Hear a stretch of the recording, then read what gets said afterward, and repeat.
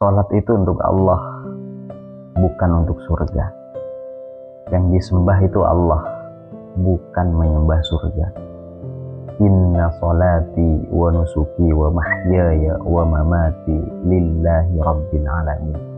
Sesungguhnya sholatku, ibadahku, hidupku dan matiku hanya untuk Allah, Tuhan semesta alam.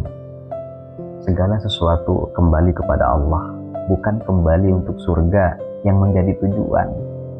Terima dengan kesadaran ikhlas bahwa segala sesuatu terjadi atas kehendaknya.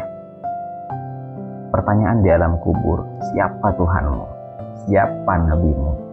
Itulah hakikat syahadat. Kalau sekarang saja tidak mampu menjawab, apa mungkin terjawab di alam kubur nanti?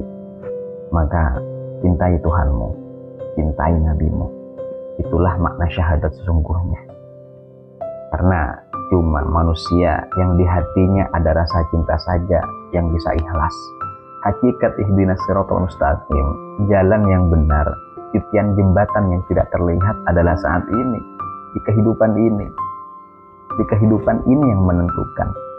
Di akhirat nanti hanyalah peresmiannya saja. Tanya pada diri, apakah sudah benar jalan hidup yang dilalui selama ini? Itulah pengenalan diri yang sesungguhnya bagi yang memahami. Lakukan sesuatu tanpa memikirkan hasil. Kita tidak bisa menguasai hasil, tapi kita menguasai proses. Ibadah bila batinmu nggak hadir, cuma dapat wadahnya saja tanpa isi. Sama halnya dengan HP yang bisa mengaji tapi tanpa ruh. Bukan sujud rukuknya yang dilihat Allah, melainkan qalbu kita, hati kita. Bila hati dimasukkan kebaikan, maka keluarnya kebaikan juga. Bila yang dimasukkan asmaul husna, maka keluarnya akhlak yang hazanah. Bila yang dimasukkan urusan dunia, kebencian, maka keluarnya pun demikian. Orang yang berilmu akan adil terhadap dirinya. Bila yang datang di kolbu rasa rindu kepada Allah, maka zikirnya akan bergerak, minimal gerak mata, menangis. Itulah bukti rindu. Jadi jangan hukumi orang di waktu bermaksiat. Bisa saja itu maksiat terakhirnya, dan kemudian ia bertaubat dengan sungguh-sungguh tanpa kita tahu. Dan jangan pernah sucikan orang dengan amalnya. Siapa tahu itu amalan terakhir dan kufur setelahnya. Jangan menghukumi berdasarkan yang terlihat, karena yang terlihat lain dengan kejadian yang sebenarnya.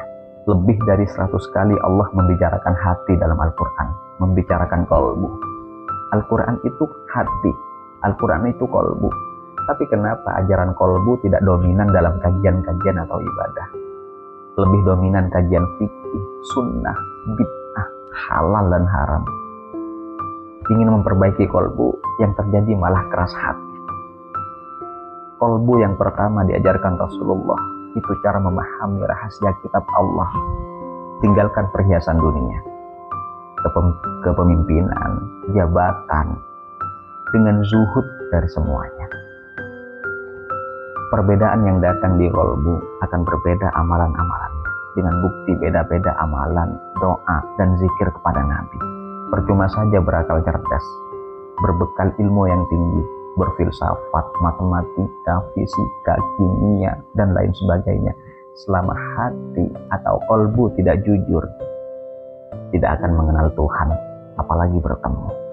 Akal hanyalah budak perasaan. Bukankah sudah banyak bertanda kebenaran bagi orang-orang yang berpikir? Tidakkah mereka berpikir atau memikirkan pertanda itu? Bahkan kebesaran serta kekuasaan Allah ada pada diri mereka sendiri, tapi mereka tidak menyadarinya, kemudian menolak.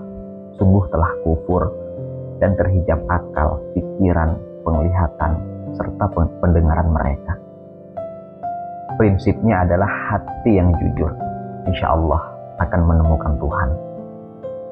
Kalau kenal aku, kamu tidak akan ziarahi aku. Kalau engkau memandang aibku, kamu tidak akan memandang keberkahan ada pada diriku. Kalau kolbu tidak nyampai, jangan ingkar. Kalau kamu tidak paham, jangan ingkar. Sekali kamu ingkar, Allah haramkan kamu dari yang diingkari. Assalamualaikum warahmatullahi wabarakatuh.